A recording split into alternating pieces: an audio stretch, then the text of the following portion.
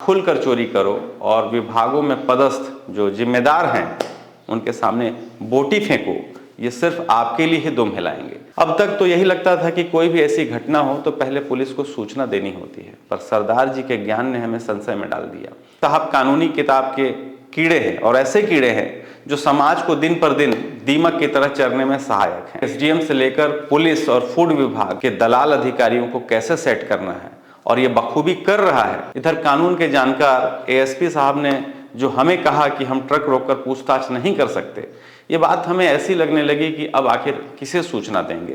तो यदि कोई व्यक्ति किसी सामान के चुराए जाने का संदेह करता है तो उसको अधिकार है पुलिस को सूचना देने का, और पुलिस को यह अधिकार है कि उस सूचना पर से वो कार्यवाही को आरंभ करे।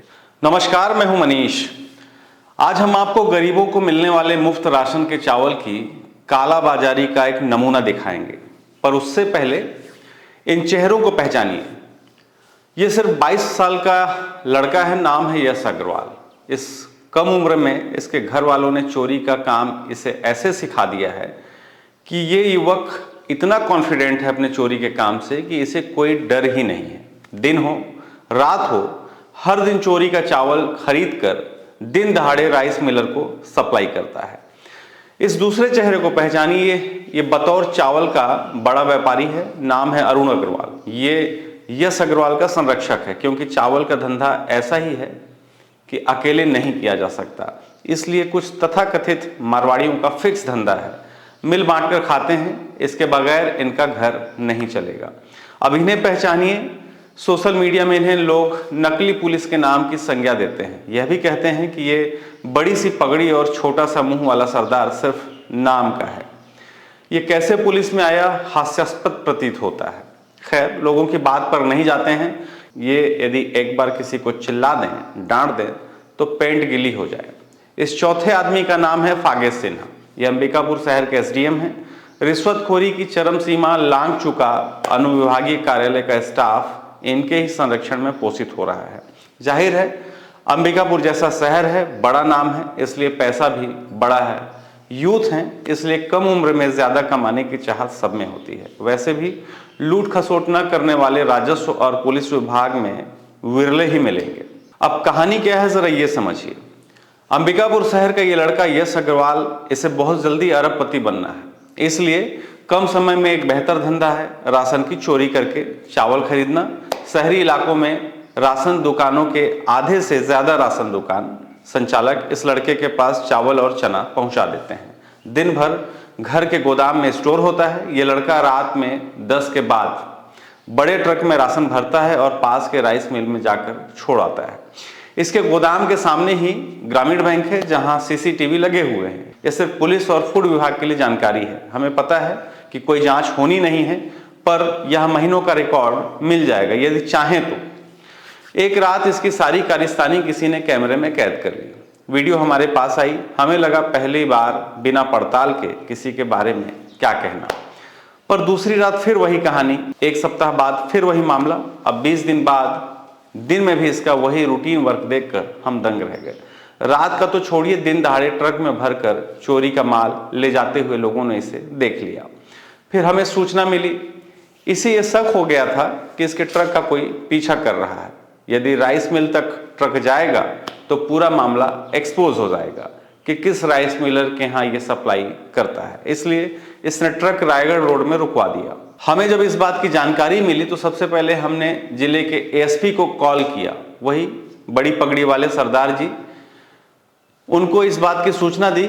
हमें लगा उच्च अधिकारी को एक फोन कर देने से हमारी टेंशन खत्म हो जाएगी। हमने कहा, साहब एक बड़ी कार्रवाई कर सकते हैं क्या? चोरी का राशन वाला चावल ट्रक में लोड है, ऐसा ऐसा जगह है, ये गाड़ी का नंबर है, ट्रक रोका गया है, पूछताछ लोग कर रहे हैं। वह भी इसलिए कर रहे हैं ताकि पुलिस के आने में जो वक्त लगेगा वो बातचीत में ट्रक ड्राइवर को उलझा कर रख सकें। साहब ने तपाक से जवाब दे दिया, नहीं नहीं, आप लोग ऐसे किसी ट्रक को नहीं रोक सकते। हमें करंट सा झटका लगा। हमने कहा, राशन के चावल की हेरा फेरी का मामला है, क्या आप कार्रवाई करेंगे? तो साहब ने जवाब दिया, ये तो फूड और एसडीएम के क्षेत्र का मामला है। हम निरुत्तर हो गए। हमें समझ में आ गया कि साहब कानूनी किताब के कीड़े हैं, और ऐसे कीड़े हैं जो समाज को दिन पर दिन दीमक की तरह चरने में सहायक हैं। इनके कानूनी ज्ञान पर आश्चर्य के साथ साथ अफसोस भी होता है कि ये संभाग मुख्यालयों में जिस तरीके से लोग बैठे हैं, इस तरह के लोग बैठे हैं, तो आप समझिए कि कानून की वहां पर क्या व्यवस्था होगी, उस शहर की क्या स्थिति होगी। हमने इनके कानूनी ज्ञान पर शहर के वरिष्ठ अधिवक्ता हैं संजय अंबस्ट जी, उनसे भी बात की है, वो भी आपको दिखाएंगे। फिलहाल कहानी पर वापस आते हैं। एएसपी के हाजिर जवाब से निराश होकर दूसरा कॉल हमने अंबिकापुर के एसडीएम फागेश सिन्हा को किया। फागेश सिन्हा को पूरी कहानी बताई। साहब ने कहा मैं फूड वालों को बोलता हूं। हम इंतजार करते रह गए। इंतजार करते करते घटना स्थल पर पहुंच गए। चावल चोरी करने वालों का पूरा गिरोह वहां इकट्ठा होने लगा। धीरे धीरे माहौल बनाने लगे वो लोग, जिसमें ये बीमार सा व्यक्ति जो दिख रहा है वह बतौर गुंडा, इस व्यक्ति का नाम अरुण अग्रवाल है। चावल का बड़ा धंधा है, साथ में और भी अवैध धंधे हैं। आगे फिर कभी मौका मिलेगा तो वो भी दिखाएंगे। इसने हमसे भी जमकर हुज्जतबाजी की। हमने 112 में कॉल कर पुलिस को सूचना दी। मौके पर 112 कुछ देर के बाद पहुंची, पर पूरे 60 लोगों का गिरोह धीरे धीरे हावी हो गया। 112 वालों को चमकाकर भगा दिया गया। हमने एसडीएम को फिर से दोबारा फोन किया कि साहब अभी तक कोई फूड वाला नहीं आया है। साहब ने कहा मैं दोबारा बोलता हूं। हमें हंसी आ गई इस बात पर कि यदि वहां किसी प्रकार की अनहोनी हो जाती या हमारे किसी व्यक्ति का सर फोड़ दिया जाता तो यहाँ के जो कथित बड़े अधिकारी हैं वो अब तक झक मार रहे थे। ट्रक सेठों ने वापस अपने गोदाम की तरफ मोड़ लिया। ड्राइवर ट्रक लेकर निकल गया। हम मूर्खों की तरह वहां से वापस हो लिए, क्योंकि हमें सिर्फ कुछ वीडियो फुटेज चाहिए थे ताकि आम लोगों के साथ साथ हम इन जिम्मेदार करप्ट अधिकारियों को उनकी ये सेटिंग आपको दिखा सकें कि शहर में आखिर क्या चल रहा है। इन राशन चोरी करने वाले सेठों के अलावा कुछ नए जो बच्चे हैं उन्हें भी इस तरह के काम में अब मजा आने लगा है। 22 साल का लड़का जब कहता है कि मारवाड़ी का बच्चा हूं, क्या होगा, तो ये समझ में आता है कि जिन मारवाड़ियों की बात ये कर रहा है उनके घर वालों ने क्या गजब का कॉन्फिडेंस दिया है।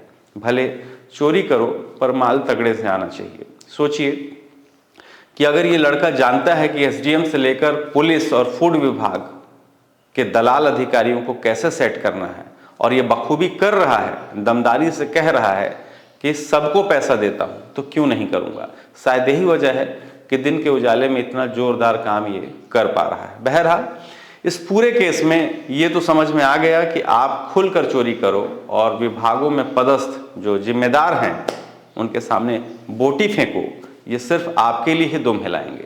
बस यही वजह है कि ट्रक जब तक वहां से न निकल जाए कोई भी जिम्मेदार अधिकारी आपके फोन पर सूचना देने के बाद नहीं आएगा, क्योंकि आप रिश्वत लेते हैं तो इतनी जिम्मेदारी तो आपकी बनती है ये ट्रक को निकाला जा सके। इधर कानून के जानकार एएसपी साहब ने जो हमें कहा कि हम ट्रक रोककर पूछताछ नहीं कर सकते, ये बात हमें ऐसी लगने लगी कि अब आखिर किसे सूचना देंगे।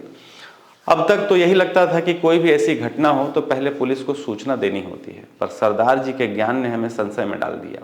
इसलिए इसे समझने के लिए हमने वरिष्ठ अधिवक्ता हैं जनाब संजय अंबस्ट जी से बात की है। आप भी देखें कि कानून क्या कहता है और निराश न हो। इस असली वर्दी की आड़ में नकली पुलिस की हरकतों से दुखी न हो। कानून पर भरोसा बनाए रखना होगा, बस समय की बात है। फिलहाल इससे ज्यादा घटिया प्रशासनिक व्यवस्था हमें याद नहीं। दलालों की फौज है यहाँ पर, यकीन है हालात बदलेंगे।